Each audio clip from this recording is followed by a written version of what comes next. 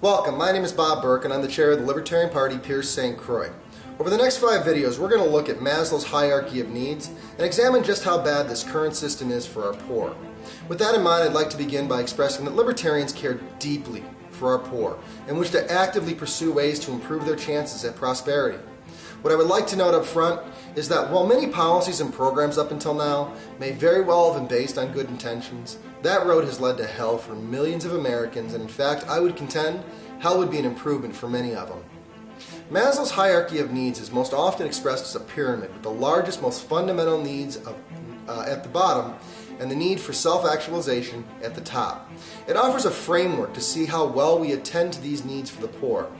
The first level, in its simplest form, is the need for food, water, and shelter. Food and water. If there were ever something we can all agree on, it is that we should not let people go hungry in a nation of such plenty. But let's look at the price of our food. This is a box of Lucky Charms. Love Lucky Charms. I had it this morning, in fact. Farmers began this box of cereal, and it's finished its journey, arriving some weeks or months later at the shelves of our grocery store. All along the way, the income taxes, being Social Security, Medicare, Medicaid, state and federal income taxes, of the farmer, the mill worker, the manufacturer, and the grocery stores were all rolled into this product. So are the taxes of all the wealthy owners and CEOs too. That includes the taxes of the wealthy CEO of General Mills, who made $13.4 million in 2011. This box of cereal is now not only loaded with the nutritional goodness that I need, but all the taxes from the farmer to the grocery store. Remember those rich people you wanted to tax last December? Those taxes, they're in there too.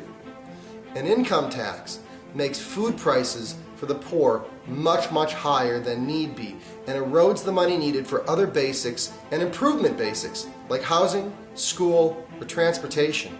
And this happens in every product they buy. Shelter.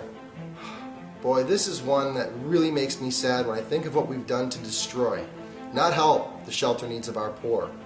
At the heart of libertarianism are property rights. Actually, the property discussion begins with our body, but let's step out to our shelters and assume we're talking about free people.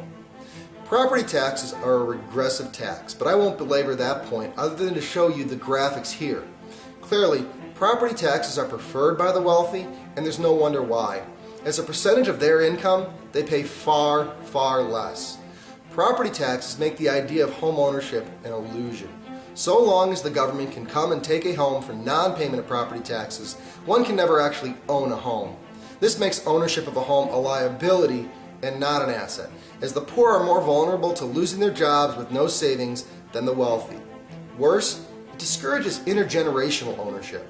Passing a home from parents to children meant that once a poor family or even a middle-class family finally paid off a home, it was theirs. Money could then be spent on more productive pursuits like starting a new business or returning to school. And if life got really bad, yes, they could shut off the lights, they can turn off the heat, and they can discontinue the water. But you still had a shelter.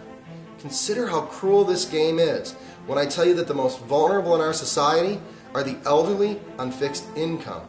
Surely a home that this lady and her husband paid off with hard work 30 years ago would be something as a society we would want to protect so that she never need worry about shelter and could afford more than cat food rather than property taxes for dinner. I mean, geez, people, even the cat food is more expensive than it needs to be. How sad is it that we do this to the most vulnerable in our society with the most basic needs of every person: food, water, and shelter. Next, we'll look at security. We do a terrible job there too. Peace.